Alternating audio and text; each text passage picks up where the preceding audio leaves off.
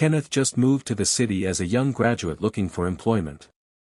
Being the first child of a widow, he was very determined to succeed and make his mother proud.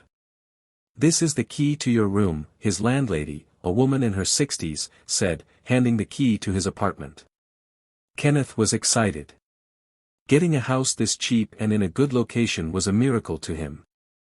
He also wondered how the interior of the house was so beautiful while the outside looked so old. "Mama, I have moved into the house."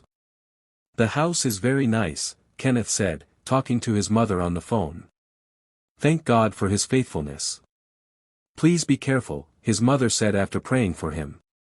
The next day, Kenneth left for his big interview in a reputable company. When he returned, it was late at night, but he saw something very strange within his compound.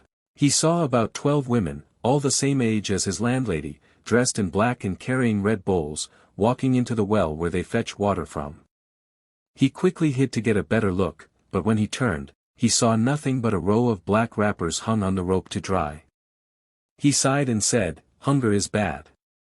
Look at how I am seeing things." He opened his door, and when he was about to go in, a voice whispered, "You are next." "Jesus!"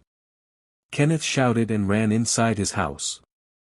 "Am I hearing things too, or did someone just whisper into my ears?" He quickly called his mother to tell her about his day.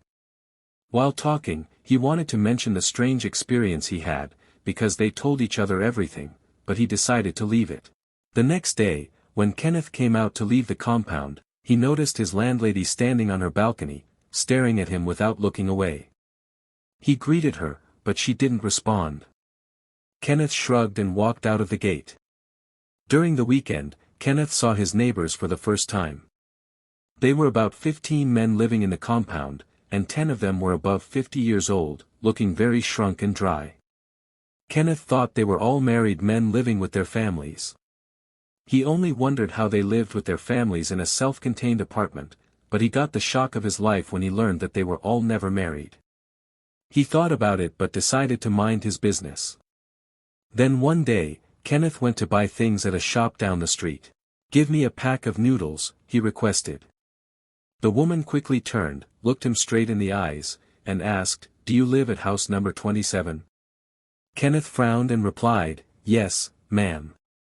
She shouted, "Run! Run away now while you still can." "Run away from where?" Kenneth asked, still confused, when the woman fell on the ground and started foaming at the mouth. "Help! Help!" Kenneth kept shouting, and people quickly ran to the shop to help. "What did you say to her to trigger her epilepsy?" the woman's daughter asked Kenneth angrily. "Nothing, nothing. I didn't say anything to her," Kenneth answered with his hands spread and tears in his eyes. He had never seen anything like that before. "She was talking about house number 27, asking me if I lived there when it started," the woman explained between sobs. "House number 27 triggers her because she claimed her son walked into that compound when he returned from the university and disappeared." A man standing among the crowd said. "Really? That is sad. But did her son actually go missing, or is she just making it up?" Kenneth asked and looked at the man for an answer, but saw no one. He looked around, but the man seemed to have vanished. Kenneth quietly left when he saw that no one was paying attention to him again. The next day, Kenneth went back to check on the woman to know how she was faring. "Good morning. How is your mother today?" he asked the woman's daughter. She looked up at him and shouted, "What are you doing here? Don't ever come near us again." Kenneth quickly ran away when he saw how violent she was toward him. "Everybody in this street is crazy. I think I should start minding my business," he thought. That night, Kenneth heard a knock on his door. He jumped from his bed and asked in a raised voice, "Who is there?" "It's Laura, your neighbor," the voice said, laughing. Kenneth opened the door and beheld the most beautiful woman he had ever seen, smiling at him. He looked down and saw that she was almost naked in very transparent nightwear. "Can I come in?" she asked in a very seductive tone. Kenneth started praying in his heart. He remembered his mother's warning, "Your life and death lie in the decision you make in the face of temptation."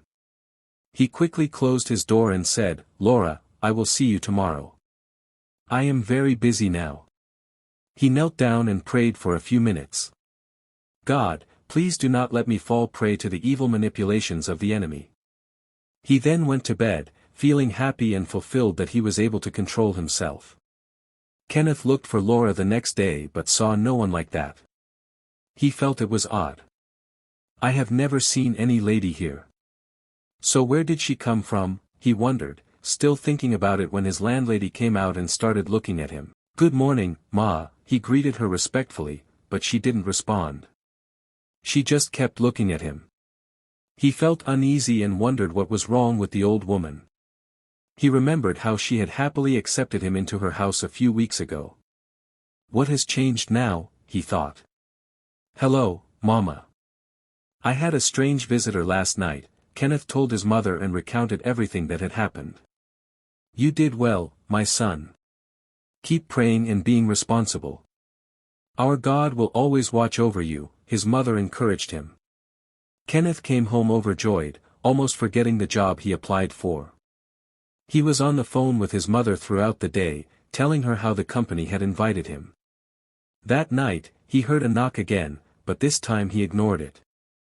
Then he heard a very sweet voice say, "This is Angel, your new neighbor. Please open the door. I need to ask you something, Angel." Where are all these women coming from, he thought to himself. After a while, the knocking stopped. He peeped through the window and saw a very beautiful lady walking away from his door. He almost called her back, but his phone rang. Brian was calling. Brian was a guy he met during the company interview. "Did you get your appointment letter?" Brian asked excitedly. "I am just reading mine now," he added. "Me too," Kenneth said, and they both laughed. They talked for a minute, and Brian pleaded with Kenneth to accommodate him for a few days.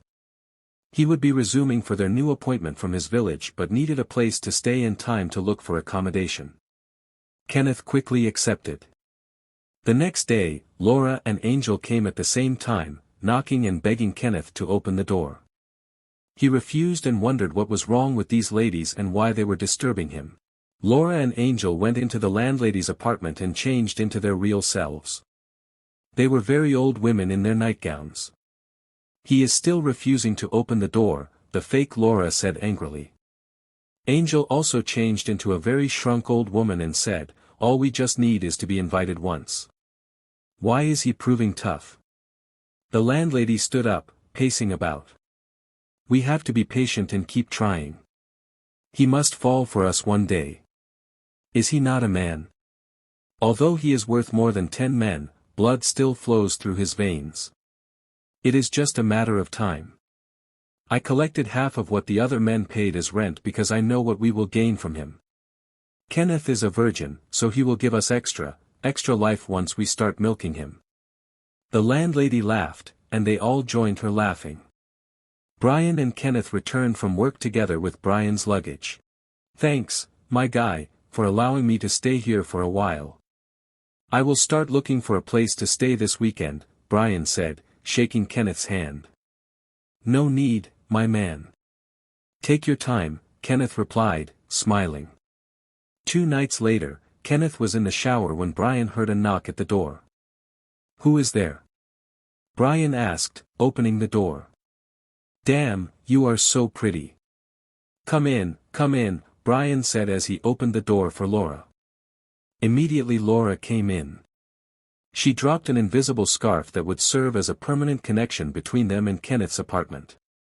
Brian quickly ran to tell Kenneth that his sweet-looking neighbor was in the apartment. Kenneth was angry but decided to keep his cool until Laura left. Brian was all over Laura, talking and laughing, while Kenneth sat in a corner, watching. "Let me see you off to your room," Brian said, standing up and following Laura. Kenneth was so angry that he slept off without waiting for Brian to return. Brian spent the night with Laura. The next day, Kenneth got ready to leave for work but did not see Brian. He called him several times but got no response. He was already at the gate when he got a text from Brian, "Leave the key for me. I will come to work late." Kenneth was upset and felt Brian didn't value the job that actually brought him to the city. He went back and left the key at the door for him. To Kenneth's surprise, Brian did not come to work and his line was switched off. When Kenneth was going home, he kept wondering what would have made Brian miss work. "I am going to give him a piece of my mind," Kenneth murmured. "If this is how unserious he is, he should just avoid me." To his greatest surprise, Brian was not at home when he got back. Instead, Brian's things were gone. Ha! Something is not right. How can someone want to throw his life away just because of a woman? Kenneth shouted angrily. He went to the apartment next door, the apartment that Laura and Angel said was theirs, but no one opened the door after he knocked for several minutes. He knocked angrily at almost all the doors and received no response. His phone rang. "Brian, where are you?" Kenneth shouted. "I am with Laura in her room." "Any issue?" Brian asked nonchalantly. "Did you come to carry your bag? And why didn't you come to work?" Kenneth asked, throwing both questions at once.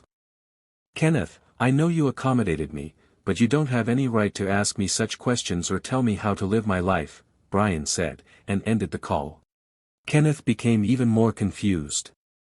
He texted Brian, "Please, can we see? I want to tell you what the management said about you." Kenneth wanted to lure him out. "All right. I will see you when I am ready," Brian replied, which threw Kenneth off. He started suspecting if everything was really all right with him. He went to the landlady's apartment and knocked, but she did not respond. Where are all these men living in this compound? Kenneth wondered. For the first time, he walked around the whole compound knocking on every room but got no response. In fact, the doors seemed like where no one lived. He was about to call his mother when he heard Brian's voice. "Guy, why are you so worried about me?" He turned, but what he saw made him shout, "Blood of Jesus!" Brian was now as old as the other men Kenneth had seen earlier when he moved into the compound. "Brian, is that really you? What happened to you?" Kenneth said and started crying. That was when Kenneth found out that Brian was forgetting himself by the minute. Brian just stood there looking at Kenneth like the old men he had seen earlier. They seemed off and disconnected. Kenneth ran to the gate to escape, but the gate was locked. He remembered they locked the gate by 8 o'clock every night, and it was already 11. He went to the landlady's apartment and started knocking and shouting at the top of his voice. Everywhere was dead silent as if he was living in an abandoned house. In his panic state, he remembered Brian and ran back to where he had seen him, but Brian was no longer there. Kenneth started calling his name and shouting like a mad person to at least see where he had entered, but it seemed Brian had disappeared. He quickly ran inside his apartment and locked everywhere. He knelt down and started praying. He thought of calling his mother but felt it was late and calling her might affect her blood pressure. He wanted to stay awake all night and pray but fell asleep. He was in a dream where Laura was touching him and trying to seduce him. He pushed her away and woke up. He got up and continued praying. "He is too strong. I think we have to use Godi to arrest him," the landlady said angrily. Kenneth refused to sit down after waking up from the bad dream he had earlier. "God, please see me through until morning," he prayed. He kept praying, but immediately he sat down on his bed something bit him. He jumped up to see a snake crawling away from his bed. He quickly ran to his desk, picked his reading stool, and hit the snake. The snake vanished. Kenneth saw life slipping away from him before he passed out. He woke up and noticed about 10 very old women surrounding him, keeping touch on him. He must be aroused. This is our only chance. Godi got him for us, but he injured Godi severely. I wonder the kind of man he is too strong-willed and focused. These were the murmurs Kenneth overheard while lying down, feeling very weak. He was still wondering what or who Godi was when he saw one of the women petting a huge snake lying next to him and saying, "Don't die, Godi. Please don't die." So these women had sent the snake to bite him. Who are they and what do they want from me, he wondered. He was still wondering who they were and where he was when he heard, "Is he awake now?" and he saw his landlady walking in. That was when he knew he was in serious danger. He started praying and calling God to send his mother to come and rescue him. He was still crying, praying, and feeling very weak when he noticed what they had been doing. They had been fondling his genitals to get an erection. What is happening to me? How did I get into this mess? Kenneth thought and started sobbing. We have to try harder and take what we want. I can feel someone coming for him, the landlady said, frowning deeply. Godi got him for us, but he injured Godi severely. I wonder the kind of man he is. He is too strong-willed and focused, another woman said. These were the various murmurs Kenneth overheard while lying there, feeling very weak. He was still wondering what or who Godi was when he saw one of the women petting a huge snake lying next to him. Don't die, Godi. Please don't die, she said. Meanwhile, far away, Kenneth's mother was desperate. I am looking for number 27, Kenneth's mother asked a woman along Kenneth Street. This is number 27, but no one is living there. It is a very old building that has been locked for years. Why are you looking for it? The woman asked, looking surprised. My son recently got accommodation there, Kenneth's mother said, alarmed. What? How is that possible? The woman shouted. Soon, others gathered and started telling different stories about the abandoned property and that it was not possible for someone to be living there. They showed Kenneth's mother the very big chain they used in locking that house years ago. She couldn't believe her eyes and ears. She then showed them a video of the house Kenneth had made when he newly moved in and sent to her. They all told her it was not possible as no one had seen that gate ever open before. She was still surprised and in shock. Then the woman who had sold noodles to Kenneth touched her and said, "Follow me. You are not wrong. I met your son and he is living there." Immediately she offered a seat to Kenneth's mother, who felt a bit relieved. But why is the place looking so abandoned and locked? She asked, frowning. I came because my son's phone has not been reachable, and I have a very strong feeling that he is in danger, Kenneth's mother said in a teary voice. Your son may be gone by now. I met him some months ago and asked him to run away from the house, but he wouldn't. The woman said crying, I lost my 23-year-old son in that house some years ago. He came home from school and I saw him talking to a young woman who was standing in front of that house. The next thing I saw was both of them going into the gate. This is a gate that has been locked for so many years. Everything seemed like a dream. I quickly ran after them shouting my son's name, but the gate became locked the minute they entered. I started banging on the gate trying to break it to go inside, but people gathered and held me, saying I was seeing things. I insisted and the chains were broken. People went into the compound but saw nothing, no sign of a living thing inside. I suffered severe mental breakdown that eventually made me have seizures whenever I am stressed mentally until now. Since then, people called me crazy for saying my son was inside the house. I have not seen my son since that day. I have gone everywhere to look for him, but no one could help me. I have also seen many young men go in there but never come out. The woman was crying while telling Kenneth's mother, who seemed so impatient to listen to her story. Your son was different. He seemed aware of himself. He had been going in and out of the house for some time. No one sees the gate open except me. Whenever I try to go in, I find the gate locked with cobwebs around the key. Your son is the only young man I have seen go in and out of the compound. They only go in and never come out, the woman added. Kenneth's mother was stunned. She tried to shout for help but decided to hear all the women had to say. She then stood up and stormed out of her house to the gate and started breaking the chain. A man approached her and tried to stop her, but she pushed him away and continued breaking the chain. Some people joined Kenneth's mother, saying, We need to see what is inside this compound. To their surprise, when they got in, they saw no one inside.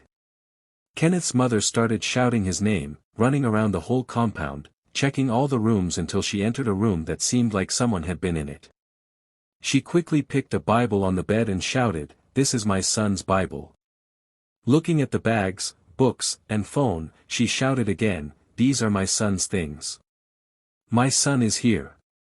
Kenneth is here. Everyone was surprised. It wasn't long before the entire street flooded the compound. Everyone believed it was a human trafficking ring or kidnappers, so they began searching the entire compound for hours. Nothing and no one was found. They concluded that the perpetrators were perhaps using the compound and may not be keeping victims there. They were about to leave when Kenneth's mother heard a voice, "Mama, I am here. Please pray and open your eyes so that you can save me." Apparently, Kenneth was actually in the same room with them, but no one could see him and the old women were there. "My son is here. I can hear his voice," Kenneth's mother shouted to the crowd. "Where is this voice coming from?" one of the men asked. "I don't know exactly, but he just told me to look properly that he is here," Kenneth's mother replied with tears flowing down her face. They searched and waited for another 30 minutes but heard nothing. They encouraged her to go to the police since she was sure those things belonged to her son. She was about to leave with the crowd since it was getting dark when she heard, "Mama, don't leave me. Pray for me." Kenneth's mother exclaimed, "My son is here, and I must find him." Everyone left except a man who stayed back to help her. "My younger brother went missing 4 years ago. We did everything we could to find him, but nothing worked. My parents died 6 months apart due to heartbreak, so I can understand what you are going through," the man said, kneeling with her to pray. "This house is a 8 prison. You wouldn't have found me if I willingly followed the women who came into my room to seduce me. The more I followed them, the more I lost myself," he added. The more Kenneth's mother prayed, the more she heard Kenneth's voice clearly. They could not harm him because they said he was strong in spirit. There are so many rooms in this compound and in each room there is a man who has lost himself, waiting to die. "Please don't let me be like them," Kenneth cried. Kenneth's mother continued praying until morning, yet nothing seemed to work. She then asked the man if he knew the owner of the property. "I am not so sure, but there is a house at the end of this street. There was a rumor that this property belongs to the family living there," the man responded. "Please can you take me there or just point at the place so that I can take it from there?" Kenneth's mother pleaded. "That is the house," the man pointed and left. "Your son is gone. My auntie has turned to the devil himself," an old woman sitting in front of the house said. Immediately, Kenneth's mother entered the compound. "My son is not gone. He did nothing wrong and I must get him back," she shouted back at the woman. The woman laughed and opened the scarf she used to conceal her face. "Look at my face very well. Why do you think I look this way? Part of my face is rotting. This was what I got from our confrontation with her. My other relatives didn't even last long enough to tell their own tales, so you should know what you are up against," she said. Then she told Kenneth's mother to leave. Kenneth's mother went back to the house and noticed the gate was open for her. She was surprised and went straight to Kenneth's room to continue praying, but what she saw made her jump for joy. Kenneth was standing in the middle of the room crying. "Oh my boy," she cried and hugged him, but what she didn't know was that that was not Kenneth. "We need to send this woman away before she spoils things here," the landlady had said earlier, before Kenneth's mother returned. "Change into his son and follow her home. I need time to break this young man so I can perform this ritual. It took us years to find a virgin man, so we must not let him slip away," the landlady instructed one of the women. So, when Kenneth's mother was happily hugging who she thought was her son, the real Kenneth, who had been watching her, was shouting, "Mama, no. No. Please don't hurt my mother." Kenneth's mother's joy made her blind to the fake that was taking him home. She held the hands of her assumed son and left, thinking all was well. "We are on our way. God has liberated my son. Your prayers saved Kenneth from the lion's den. We will pass through the church before going home," she said, nudging the fake Kenneth on the shoulder. "Pastor Amos was on the mountain praying for you all this while," the fake said, coughing to fool her. The fake Kenneth, who felt going to the church might expose him, started coughing and wheezing as if he could not breathe. Kenneth's mother quickly stopped the bus. People told her she was sorry and asked what was wrong. After some minutes, the fake Kenneth convinced her to go home straight. When they got home, the witch who had taken over Kenneth's body discovered that their home was not conducive for her at all. In fact, there was fire burning in every part of the house. She tried to remain calm until midnight to at least go to the other women and report what was happening to them, but she could not. The fake Kenneth was just sweating even after taking a cold bath. It became worse when Kenneth's mother and all her neighbors came in to pray for him. The fake Kenneth could not sit through the prayers. He stood up to run away, but everyone held him down, thinking he was having a mental breakdown. They all channeled their energy while laying hands on his head, praying. After a while, a very strong smell filled the room. One of the neighbors shouted at the top of her voice. They all looked at the person lying on the ground and saw a very old woman with long gray hair and long nails crying. The stench oozing from her was unbearable, so everyone gave her a reasonable distance except Kenneth's mother, who held her to provide her son for her. "Your son is still with his landlady. Let me go, please. I will never disturb you again," the old woman pleaded. "Was told to follow you as your son. I can change into anybody I wish. I changed into your son because he is too strong for us to break and use. He is too strong in spirit. The more you prayed, the more I felt the fire.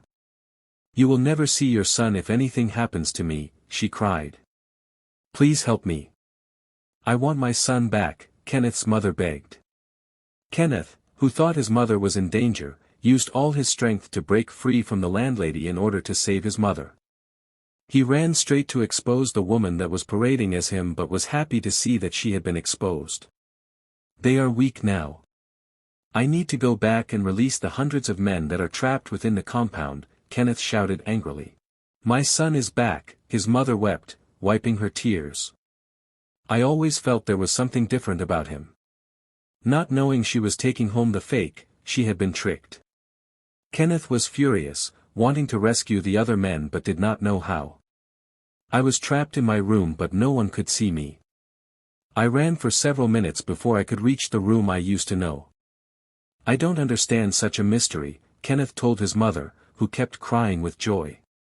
"If releasing the other men is what you want, I will assist you as much as I can, because I believe their families are also missing them," she said. Kenneth then sat down before the witch impersonator and asked, "How do I release the men in that compound?" She weakly replied, "Those men are almost gone. They have been drained of their youth, so they will not last long if they are released. You scattered things for us. We told the landlady not to allow you to stay in the compound because of the fire surrounding you, but she insisted, saying you are pure and milking you will give us the external youth we desired for years. Getting you to be with us failed, and instead of letting you go she insisted. All the men there came willingly. I will not survive out here for long. The plan was to follow your mother home and kill her, then return to enjoy the youth we will suck out of you." She said this weakly, then revealed, "I am almost 200 years old even though I look just 80. What we have been doing has made us live longer since we never married. We wanted to return to our youth and look for who will marry us. I don't have much time left. Take me there and I will open the door to where they are for you. I am also tired and need to rest." She shed tears. The next day, Kenneth, his mother, and two pastors who came to help in releasing the trapped men were surprised to see the witch walk toward a well. "Follow me," she said weakly. "Follow you into a well?" Pastor Amos asked, stepping back. "I think it is dangerous to risk our lives going into a well filled with water to save men that already chose the wrong path." Kenneth's mother pleaded with him to turn back, but Kenneth was resolute. "Please pray for me. I cannot leave men like me who were seduced into prison. I will try and save them even if it is only my friend Brian. Maybe this is why God brought me here, to stop this evil." His mother started crying and holding him, but he walked into the well. He saw the woman who had led him in lying unconscious on the floor. He looked around and saw all the women lying on the ground, weak and almost dying. Kenneth's escape had weakened their powers and made them purely human again, so their real ages started to manifest and they became very weak. Kenneth then heard the voices of the men who were in prison shouting for help. They had regained their consciousness but were all trapped. He quickly opened their doors and looked for his friend Brian. Brian saw him and started crying. They have seen how old they all looked. Imagine a 25-year-old like me looking like a 70-year-old man, Brian said, crying. Kenneth then led them through where he had escaped from. They all ran for several minutes and each of them reappeared in their rooms, including Kenneth's. Kenneth's mother, who had been constantly looking into the well and crying, was relieved to see her son. Some of the men who were already very old could not walk properly. "Look at my friend Brian," Kenneth said, introducing Brian to his mother. "How old are you?" Kenneth's mother asked. "I am just 25 years old," Brian said, crying. Kenneth's mother started crying in relief and praise. She knelt down and thanked God. Immediately, as they crossed the gate, the house began to fall. They could hear shrieking demonic cries coming from the house. Everyone in the street ran to watch the house crumble to dust. Kenneth stood with his mother and the freed men, breathing in the fresh air of deliverance. The witch's power had been broken. The men would need care and time to regain their lives, but Kenneth had helped release them from a fate that had claimed so many before. Moral of the story: temptation often comes in beautiful disguises, but every wrong choice opens the door to destruction. Kenneth was preserved because he chose discipline, purity, and prayer over pleasure. Evil thrives when we are careless, but it loses power when we stand firm. No matter how dark the environment, those who hold on to integrity, resist sin, and listen to godly counsel will always be protected and lifted. If you enjoyed this story, don't forget to like, share, and subscribe to Tales by Omoh for more powerful and unforgettable African stories. Turn on your notification bell so you never miss the next episode. And most importantly, share this story with someone, it might just save a life.